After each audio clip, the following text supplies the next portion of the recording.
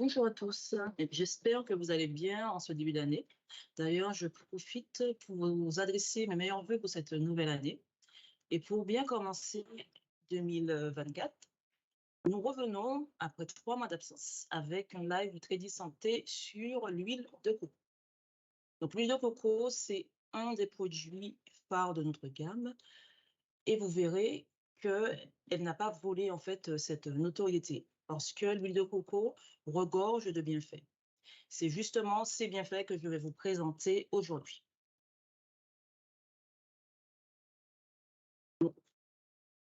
La présentation va suivre le plan suivant. Dans un premier temps, je vais vous présenter brièvement donc, le produit et son procédé de fabrication. Ensuite, nous verrons les molécules qui composent donc l'huile de coco et comment ces molécules vont justement agir sur notre organisme. Et enfin, dans quel cas vous pourrez utiliser l'huile de coco. Donc, si vous avez des questions, et j'espère que vous en aurez, donc je vous invite à me les poser du coup à la fin de la présentation. Donc, pour les personnes sur YouTube, directement via le chat, et pour les personnes sur Teams, en activant votre micro. C'est parti. Donc, l'huile de coco et l'extrait, c'est une huile vierge, donc qui est pure et qui est extraite par pression à froid, donc par première pression à froid, c'est-à-dire qu'elle ne subit aucun autre traitement. Et c'est une huile qui peut être utilisée aussi bien en usage interne qu'en usage externe. L'huile de coco, elle est fabriquée selon la méthode DME. Et nous allons voir tout de suite ce que c'est. Donc, cette méthode consiste du coup à partir de la noix, donc de la pulpe même de noix de coco fraîche, qui va être pressée afin d'obtenir l'huile. Donc, c'est une méthode directe. Donc, pour le D, c'est un procédé très rapide et très simple parce qu'il n'y a qu'une étape de pression. Ensuite, on a le M pour micro parce que c'est un procédé de fabrication à échelle humaine. Donc, c'est un procédé artisanal donc, qui génère des petites quantités. Donc, ça permet également de limiter la déforestation. Et le E pour exclusion. Ça signifie en fait qu'on extrait de l'huile vierge parce qu'on extrait directement de la pulpe de coco. Ensuite, on va venir simplement filtrer à 3 reprises notre huile extraite afin d'éliminer les éventuelles impuretés de noix de coco. Et c'est terminé. On obtient ainsi une huile pure et stable qui résiste beaucoup à l'oxydation. L'huile de coco est composée de plusieurs molécules. Donc, on retrouve l'acide laurique qui va avoir un effet réparateur, un effet antibactérien, mais également un effet anti-inflammatoire. On y trouve également l'acide caprylique qui va avoir un effet antifongique, la vitamine K et la vitamine E et leur effet antioxydant, l'acide myristique qui va avoir un effet réparateur et va renforcer celui de l'acide laurique, l'acide caprique et son effet antifongique, et l'acide linoléique qui va avoir un effet nourrissant. Donc là, ce sont les molécules principales de l'huile de coco. Pas toutes les molécules, mais celles qui sont les plus abondantes.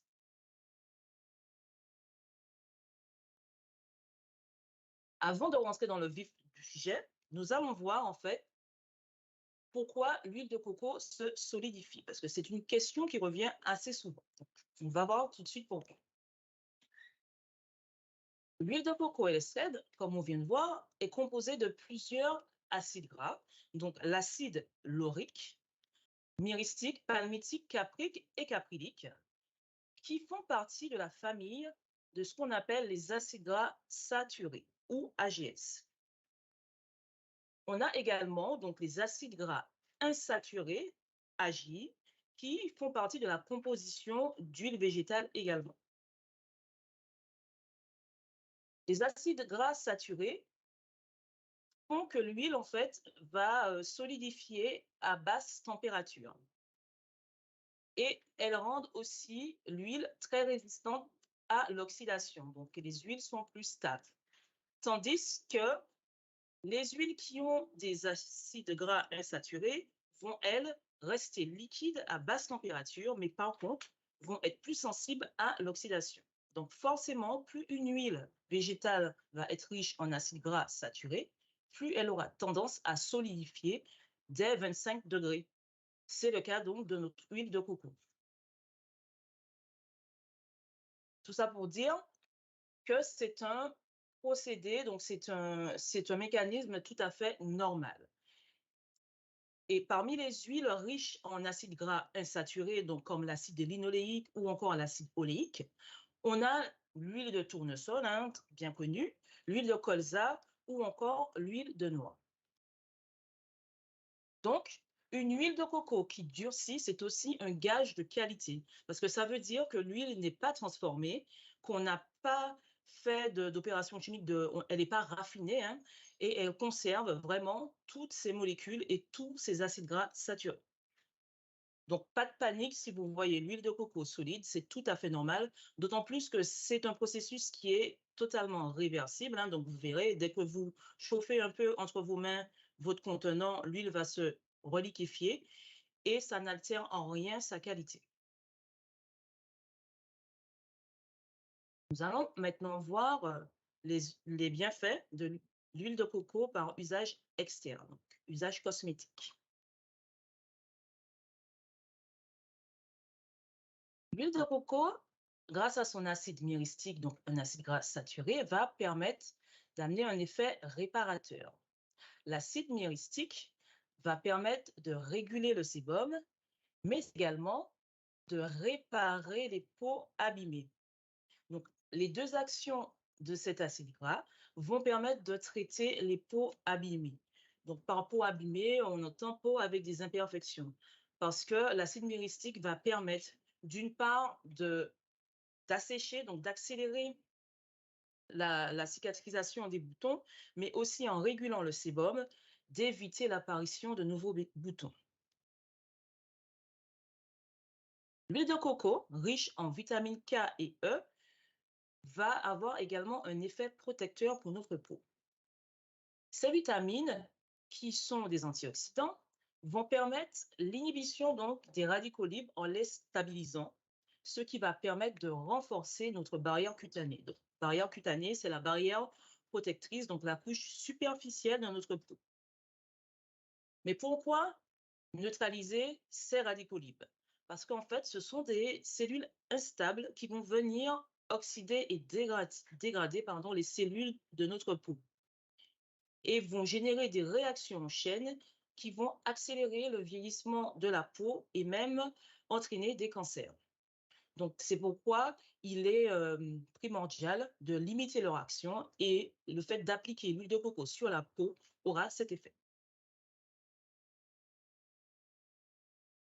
Et puis, l'huile de coco, hein, a également un effet purifiant grâce aux acides lauriques, capryliques et capriques qui sont antibactériens, antimicrobiens et antifongiques. Donc, ces acides gras vont permettre d'éliminer les bactéries à la surface de la peau et ainsi limiter leur prolifération dans les couches inférieures de la peau.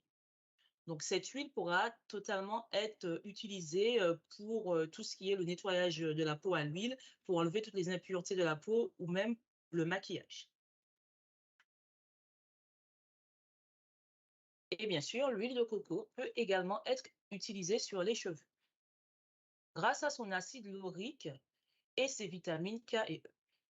L'acide laurique va pénétrer facilement le cuir chevelu de par la texture de l'huile, hein. Donc, l'huile de coco va vraiment pénétrer facilement les cheveux et donc va permettre de nourrir en profondeur la fibre capillaire. Et les vitamines K et E, donc qui sont des antioxydants, vont permettre de fortifier et donc de protéger les cheveux des agressions extérieures, que ce soit le soleil ou même la pollution. Et en plus de ça, l'huile de coco est un excellent soin anti-poux. Et avant toute chose, voyons ce que c'est qu'un poux. Les poux, en fait, ce sont les parasites du cuir chevelu. Donc, ils vont venir attaquer notre cuir chevelu, proliférer et sucer le sang au niveau du cuir chevelu, ce qui va générer des démangeaisons très désagréables. Et l'huile de coco donc, et ses acides gras, notamment l'acide laurique, va venir asphyxier d'une part les poux, donc les queues, hein, et aussi dissoudre la glu utilisée pour fixer les poux, enfin les œufs, pardon, sur notre cuir chevelu. Et cette action va permettre d'éradiquer les poux. Donc là, on est sur une action aussi bien curative parce qu'elle va permettre de tuer les poux présents, mais aussi préventive parce qu'elle va permettre de limiter l'éclosion en fait de nouveaux poux. Donc, on a fait le tour des bienfaits pour l'usage externe de l'huile de coco. Donc, si on résume, on peut l'utiliser sur les cheveux ternes ou fins en l'appliquant donc de la racine aux pointes. On peut également faire un masque en fait et laisser poser toute la nuit et puis on le rince le lendemain en faisant un shampoing. Donc, cela va vraiment réhydrater pardon, les cheveux et les fortifier. L'huile de coco peut être également appliquée donc sur les peaux abîmées hein, pour accélérer leur réparation et aussi pour maintenir l'hydratation de la peau. Donc, il suffit de l'appliquer pour les peaux abîmées, pour les imperfections sur la zone concernée et de masser jusqu'à pénétration. Vous pourrez utiliser l'huile de coco également pour vous démaquiller en appliquant directement l'huile pure donc sur votre visage à l'aide de coton et faire des massages circulaires pour enlever le maquillage. Et après, vous rinцez votre visage avec de l'eau claire. Pour le soin anti-poux, il faut masser le cuir chevelu et les cheveux, donc vraiment les deux, tous les soirs avec l'huile de coco jusqu'à disparition des poux. Voici l'usage externe. Vous pourrez faire un déodorant naturel. Donc pour ça, il vous faudra donc forcément notre huile de coco, le beurre de karité, Elestrade, de la cire d'abeille, fécule et du bicarbonate de soude. Donc vous faites fondre tout ça au bain-marie et vous transvasez dans un bocal en verre et vous laissez refroidir et vous pourrez appliquer directement sous vos aisselles et ça va permettre de masquer les odeurs en fait, voilà, de neutraliser les odeurs. Vous pourrez également faire un mascara, toujours avec l'huile de coco, de la cire d'abeille et du colle en poudre que vous faites fondre au bain-marie et vous laissez figer et vous l'utilisez comme mascara naturel. Enfin, vous pouvez aussi, si vous voulez, faire un soin hydratant. Donc, avec l'aloe vera qui va venir renforcer le côté hydratant de l'huile de coco. Donc, vous mélangez le gel d'aloe vera et l'huile de coco et vous appliquez ce masque sur votre visage que vous laissez bouger 15 minutes avant de le rincer. Maintenant, on va voir l'usage interne de l'huile de coco. Parce que là aussi, vous verrez qu'il y a pas mal de bienfaits, souvent insoupçonnés. À commencer par l'hygiène buccale. Dans la bouche, on a de façon normale des bactéries. Les bactéries de la bouche qu'on appelle les Streptococcus mutans.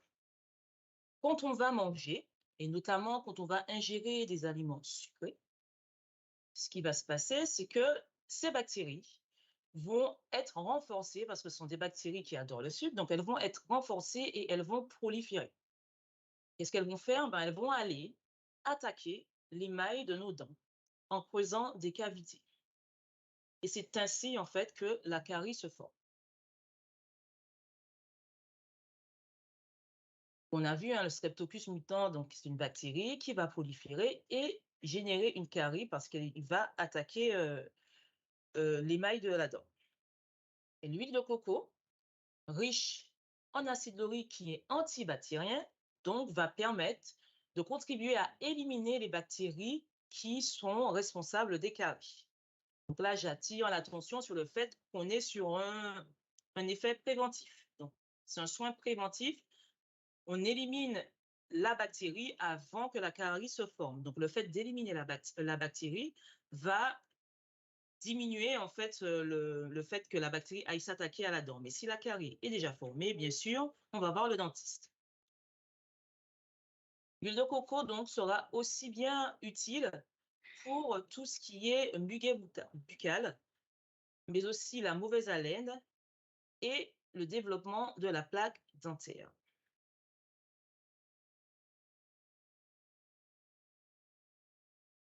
On pourrait également utiliser l'huile de coco pour l'hygiène vaginale grâce à ses acides gras. Souvent, quand on parle d'hygiène vaginale, on pense aux mycoses vaginales. Ces mycoses vaginales sont générées, donc sont dues à un champignon, le Candida albicans. Et la mycose entraîne souvent donc des pertes malodorantes, des démangeaisons, des inflammations du vagin et même des sensations de brûlure. L'huile de coco est riche en acides gras, notamment en acide caprylique. On a vu au début qu'il y a un antifongique, donc qui va permettre de tuer les champignons. On a également l'acide laurique, qui est un antimicrobien, donc qui va permettre de venir à bout des microbes. Donc, ces deux molécules vont permettre d'éliminer les champignons. On a également l'acide myristique et son effet réparateur qui va venir restaurer la flore, donc réparer la flore vaginale. Et puis, on retrouve l'acide linoléique qui a un effet nourrissant. Donc, cet acide va venir lutter contre la sécheresse vaginale. Donc, les actions de ces 4 molécules, donc ces 4 acides gras de l'huile de coco, va permettre de maintenir une hygiène vaginale optimale. L'huile de coco pourra être administrée soit par voie orale pour traiter le champignon de l'intérieur ou en application locale via une ovule qu'on va insérer, un ovule, pardon, qu'on va insérer dans le vagin afin que les propriétés donc, de l'huile de coco se diffusent directement dans le vagin. Si jamais vous voulez calmer rapidement les démangeaisons, vous pouvez aussi pulvériser donc l'huile de coco directement sur la vulve pour apaiser les démangeaisons. Voilà un autre effet donc, très important et intéressant de l'huile de coco, donc la protection neuronale. Avant de rentrer dans le vif du sujet, on va parler des graisses. Forcément, les huiles sont des matières grasses, donc on va voir ce que font les graisses dans notre corps. Quand on mange, on ingère donc des matières grasses, souvent des triglycérides à chaîne longue, mais également des triglycérides à chaîne moyenne. Et une fois ingérées, ces matières grasses donc, sont transformées en acides gras et emmenées via les vaisseaux sanguins au niveau du foie, par exemple, qui va transformer en fait les acides gras en cétones. Mais le foie ne peut pas transformer tous les acides gras en cétones. Donc, les acides gras trop gros comme les TCL ne pourront pas être assimilés et métabolisés par le foie parce qu'ils sont trop gros. Seuls les TCM, acides gras plus petits, vont être assimilés et métabolisés par le foie. Et une fois transformés en cétones, ces cétones vont être transportés jusqu'à notre cerveau afin de lui fournir de l'énergie. Et notre huile de coco, riche en acide laurique, caprylique et caprique, on commence à bien les connaître, qui sont des TCM, donc vous l'aurez compris, va permettre de produire des cétones via le foie et donc de nourrir les neurones. L'huile de coco riche en TCM va réduire donc la mort des neurones et donc réduire la perte de mémoire, la confusion et les troubles du comportement. Les TCM vont vraiment être assimilés rapidement et directement transformés en énergie, contrairement aux TCL qui, eux, vont être assimilés moins rapidement et vont souvent être stockés. Et d'ailleurs, c'est ce stockage qui peut générer une prise de poids. Donc, c'est pour ça que les TCM aussi sont intéressants dans le cadre d'un contrôle de l'alimentation et notamment pour les régimes cétogènes, donc qui sont des régimes riches en lipides et en TCM. Donc, l'huile de coco sera très intéressante pour ce genre de régime. Et donc, un cerveau nourri est un cerveau en bonne santé. L'huile de coco sera aussi utilisée pour renforcer l'allaitement du nourrisson. Dans le lait maternel, on a forcément du lactose qui va permettre au bébé donc de développer correctement son squelette. On retrouve des lipides qui, eux, vont permettre le développement du cerveau du nourrisson. On a également des oligosaccharides qui, eux, vont aider au beau transit du nourrisson. Et puis, les protéines qui, elles, vont renforcer le système immunitaire du nourrisson. Bien sûr, nous allons nous attarder sur les lipides. Les lipides du lait maternel contiennent 40 à 50% d'acides gras saturés, fameux AGS, dont 20% d'acide laurique. Et justement, ça tombe bien, notre huile de coco, on a au minimum 45%. C'est pour ça que l'huile de coco riche en acide laurique va permettre d'enrichir le lait maternel et donc de renforcer, donc de booster le système immunitaire de l'enfant et d'aider au développement cérébral. Pour résumer, on pourra utiliser l'huile de coco alimentaire pour tout ce qui est régime alimentaire et dans l'alimentation quotidienne, que ce soit pour cuire les viandes et toutes sortes d'aliments, mais aussi cru sur les salades. Et bien sûr, on pourra aussi la remplacer, l'huile classique comme tournesol par l'huile de coco pour un apport plus important en TCM.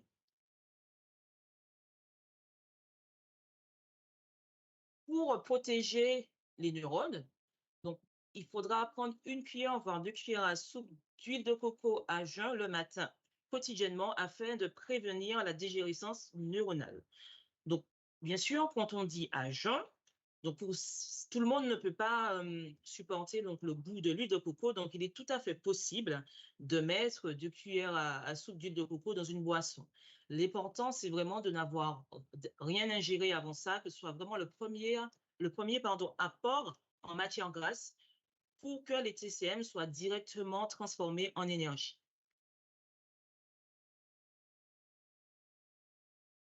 Pour le soutien à l'allaitement, donc la mère consommera de l'huile de coco au quotidien et les lipides seront donc transmis au nourrisson via la tétée. Et une fois que l'allaitement est terminé, il est possible de rajouter un peu d'huile, donc dans des quantités bien sûr raisonnables, dans la nourriture du bébé. Pour l'hygiène vaginale, il faut prendre 2 cuillerées à soupe d'huile de coco par jour pour traiter le champignon par voie orale. Pour un traitement par voie locale, donc on peut préparer des ovules d'huile dans un bac à glaçons ou on vend aussi des fois des ovules vides en pharmacie. Donc un bac à glaçons, bien sûr, propre, que vous mettez dans un sac zippé au congélateur ou même au réfrigérateur. Et une fois durci, vous insérez le glaçon directement dans votre vagin pour calmer l'inconfort et traiter la mycose par voie locale. Pour l'hygiène bucco-dentaire, donc, vous pouvez utiliser l'huile de coco quotidiennement en remplacement de votre dentifrice, soit en bain de bouche. Donc, pour ça, par contre, il faudra gargariser un minimum de 10 minutes l'huile de coco dans votre bouche pour vraiment éliminer toutes les bactéries et microbes. Sinon, vous pouvez également l'utiliser comme dentifrice, donc sur votre brosse à dents, et vous brossez les dents avec l'huile de coco.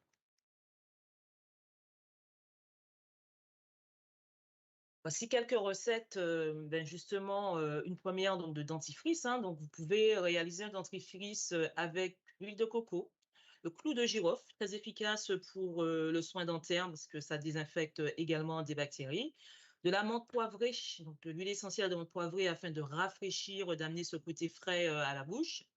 L'huile de thé tree qui va venir assainir la bouche et l'extrait de pépins de pamplemousse. À ça, vous rajouterez du bicarbonate de soude et de l'argile blanche. Donc, vous mélangez le tout et vous appliquez cette pâte comme dentifrice. Voilà, j'espère que vous avez appris pas mal de choses donc aujourd'hui sur l'huile de coco. Donc, si vous avez des interrogations, si ce n'était pas clair, n'hésitez pas, c'est maintenant à vous. Donc, je vous invite à poser vos questions. Donc, comme je l'ai dit au début, soit pour les personnes sur YouTube via le chat ou pour les personnes sur Teams en activant votre micro. C'est à vous. Est-ce qu'il y a des questions?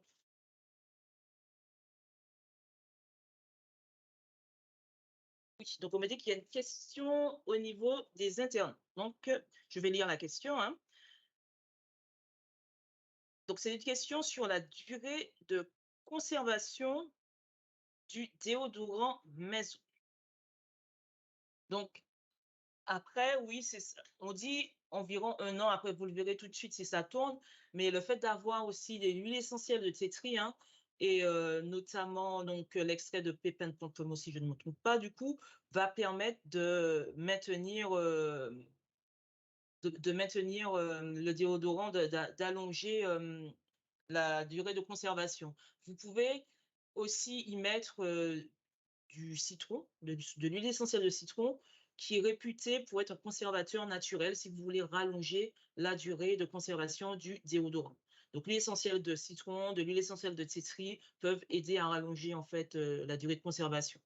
Donc voilà, mais il faut savoir que, le beurre de karité ou l'huile de coco sont des composants naturels, donc qui se conservent très longtemps.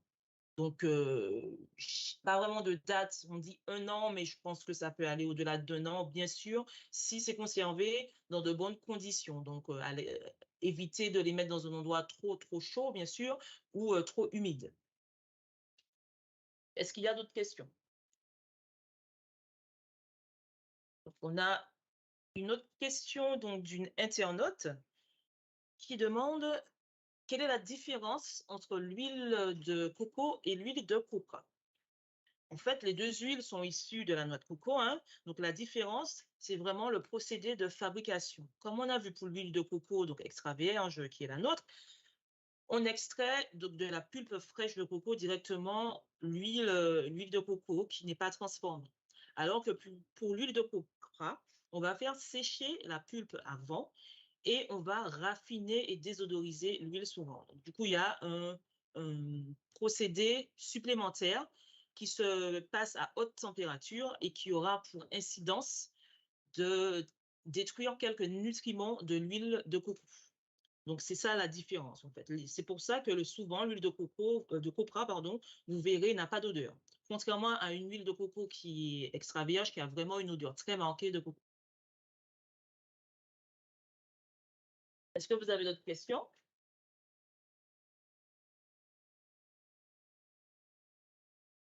J'ai une autre question, donc, enfin, c'est plutôt une remarque. Donc, c'est une personne qui me dit que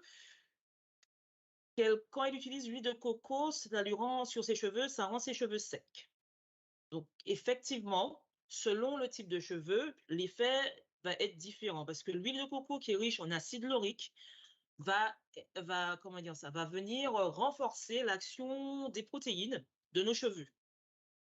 Donc, ça va être intéressant pour tout ce qui est cheveux fins ou cheveux ternes, parce que ce sont des types de cheveux qui sont appauvris en protéines. Donc, ça va venir galvaniser, du coup, renforcer cet apport en protéines.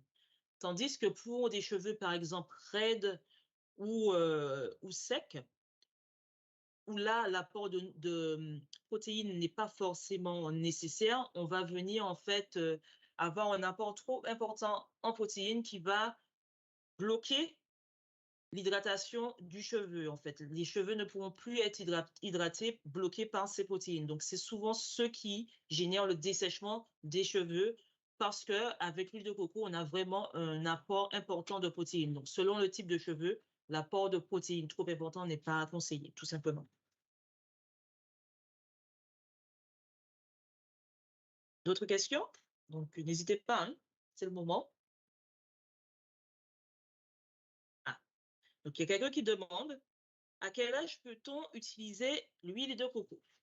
Donc l'huile de coco Elesthred est une huile pure, donc une huile végétale de plus, donc il n'y a pas d'huile essentielle dedans, donc elle peut être utilisée dès le plus jeune âge. Donc il n'y a pas de contre-indication. En plus de ça, on a vu qu'elle est brute, donc elle n'a pas subi de raffinage, donc il n'y a pas d'ajout, il n'y a pas d'additif chimique, donc elle est vraiment sans danger pour le nourrisson.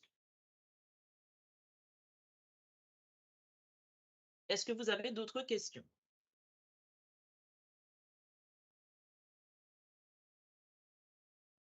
Non? Donc s'il n'y a pas d'autres questions, ben, nous allons clôturer ce live Crédit Santé, hein. Je vous remercie pour votre présence aujourd'hui. Aussi, n'hésitez pas à aller voir nos réseaux Facebook, Instagram et notre site internet pour plus de conseils, astuces, de tutos recettes et bien d'autres.